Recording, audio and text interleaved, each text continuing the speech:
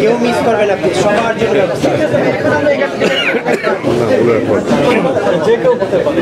অর্থাৎ হচ্ছে আপনি একটা কাজ স্টার্ট করেছেন, আপনারা দেখে আপনি সেই কাজটা একজন সেলিব্রিটির কাজ হচ্ছে যেমন এই আজকে আমরা একটা শোরুম ওপেনিংয়ে এসেছি, এইখান থেকে কি হবে আমরা ইন্সপায়ার করছি কিছু ক্লায়েন্টকে যারা এসে এখানে অথেন্টিক ব্যাগ পাবে, যেমন ইমন যে ডিজাইনিংটা বলেছে, আমি আমার ভালো লাগাটা শেয়ার করেছি, এটা যখন মানুষের কাছে পৌঁছে যাবে তখন তারা একটা বিশ্বস্ত জায়গা পাবে। আচ্ছা ফাইন, আমি এই দোকান থেকে ব্যাগটা কিনলে ভালো কিছু পাবো, অথেন্টিক কিছু পাবো, বা আমি আমার চাহিদা সম্পূর্ণ কাজটা পাবো। তো একজন সেলিব্রিটির কাজ হচ্ছে একটি কাজ করা, সকলের কাছে পৌঁছে দেওয়ার পর যদি তার কাছে মনে হয় যে না এই জিনিসটা খুবই ভালো, আমি সেটা পিক করতে পারি, সো ডেফিনেটলি সে পিক করবে। তো একজন সেলিব্রিটির দেখানো কাজে এটা আমি ওইভাবে বলবো না, এটুকু বলবো যে একটা সেলিব্রিটির পথেই সকলে হাঁটবে, এটাই স্বাভাবিক। কেমন লাগে আসলে যখন আপনি একটা কাজ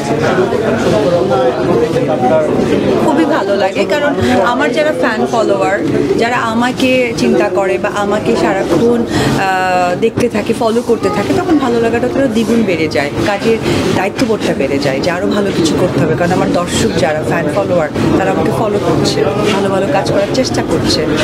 দিদি, সাম্প্রতিক সময়ে দেখা যাচ্ছে যে আপনারা যারা আর্টিস্ট আছেন, কনসার্ট, আপনারা এই যে বিভিন্ন প্রোগ্রাম যাচ্ছেন বাইরে আউটডোরে, একটু অন্যরকম পরিস্থিতি জায়গায় আপনারা কি আসলে কিছু শিখবেন কিনা বা কোনো মেসেজ দিবেন কিনা সরকারি? না, আমার কাছে একটি বলা আছে, আমি যে প্রোগ্রামগুলোতে অ্যাটেন্ড করেছি আলহামদুলিল্লাহ, সো এখানেই আমার উত্তরটা পেয়ে গেছে।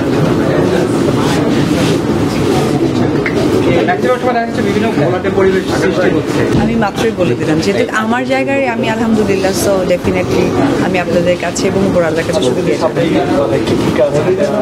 ঈদ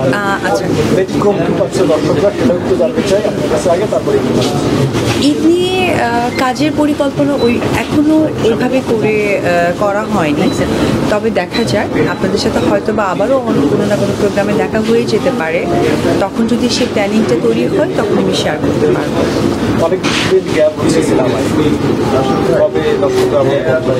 সিনেমা আসলে আমি একটা কথা ক্লিয়ার করি, আমি অপু বিশ্বাস 2007 থেকে আমার জার্নি শুরু, 2015 পর্যন্ত বড় পর্দা ছাড়া আপনারা কোনো এন্ডোর্সমেন্টে দেখেননি, বাট সাম্প্রতিক সময় দেখবেন যে কিছু আর্টিস্ট যারা এসেছেন সিনেমা ওইভাবে করে উঠতে না পেরেও কিন্তু এন্ডোর্সমেন্টে আমার থেকে বেশি ইনভলভ হয়ে যাচ্ছে।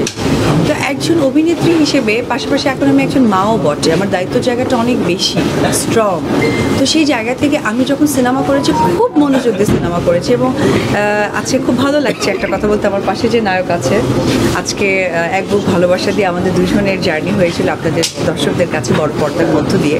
তো আমি যখন সিনেমা করেছি না, তখন আমাকে সাংবাদিক ভাইরাও খুঁজে পাননি, আমার ফোন নাম্বারও কারো কাছে ছিল না, পুরো এন্ডোর্সমেন্টে ছিলাম না।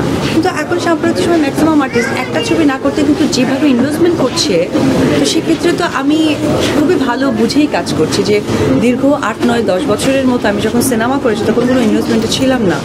আফটার মাদার আমার কাছে মনে হয়েছে যে অ্যাজ এ সেলিব্রিটি আমার দায়িত্ববোধ থেকে এন্ডোর্সমেন্ট করা দরকার। তো বড় পর্দা এবং এন্ডোর্সমেন্টটাকে আমি দুই ভাগেই ভাগ করে কিন্তু প্রেজেন্ট করেছি। সো আমার মনে হয় বুঝেছেন আপনারা।